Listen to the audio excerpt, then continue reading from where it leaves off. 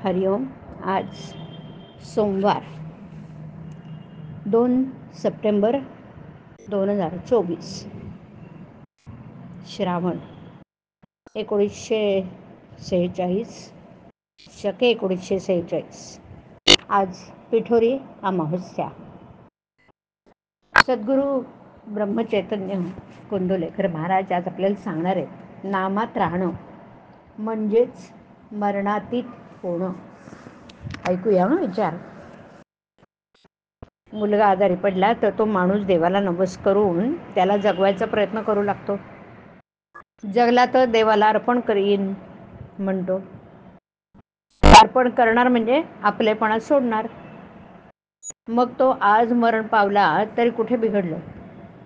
मुलगा जगावा असं वाटतं ते आमच्या सुखाकरताच. एक दिवस हा जाणारच हे ज्याला खरं पटलं तो नाही देवाजवळ असं मागणार कधी. जन्ममरणाच्या फेऱ्यातून सुटावं हे मागून घेण्यापेक्षा मरण चुकवावं हे म्हणणं किती वाईट आहे. खरा भक्त तोच की ज्याला संतांजवळ किंवा देवाजवळ काय मागावं हे बरोबर समजतं. मरणाला जे कारण झालं ते चुकवावं. मरण येणार हे नक्की ठरलेलंच आहे.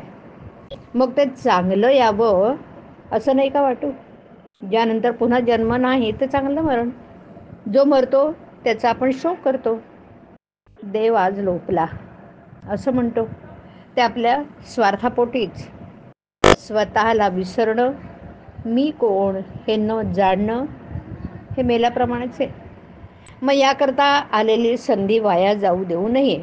बुद्धी जोवर स्थिर आहे तोवर कार्य साधून घ्यावं. आजची बुद्धी उद्याला टिकत नाही असं आपलं चाललं आहे. संकल्प विकल्पांनी आपण बेजार होतो. तेव्हा ज्या वासनेत आपला जन्म होतो ती वासनाच भगवंताच्या नामाने मारून टाकावी. नामात राहणं म्हणजेच वासना मारणं, म्हणजेच मरणातीत होणं. भगवंताचं होऊन राहणं हाच मरण टाळण्याचा खरा उपाय आहे. काळाचाही जो काळ त्याला ओळखल्यावर मरणाची भीती कसली आहे. ज्ञानी नाही मरणाची काळजी करत. नुसतं जिवंत राहणं हे काही खरं नव्हे.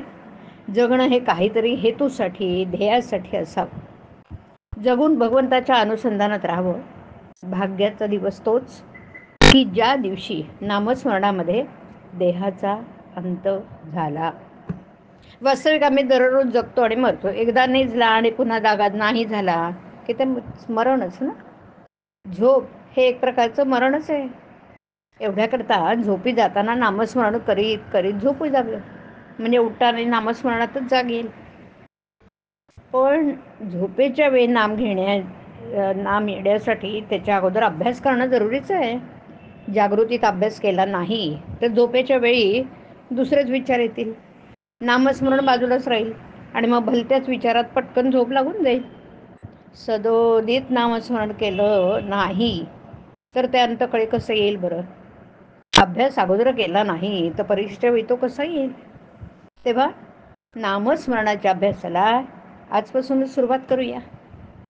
आपुले मरण पाहिले म्या डोळा म्हणत म्हणजेच काय, माझ्या देखत वासना संपूर्ण क्षीण झाली हा अनुभव येणं. हरिओम. हरिओम तत्सत.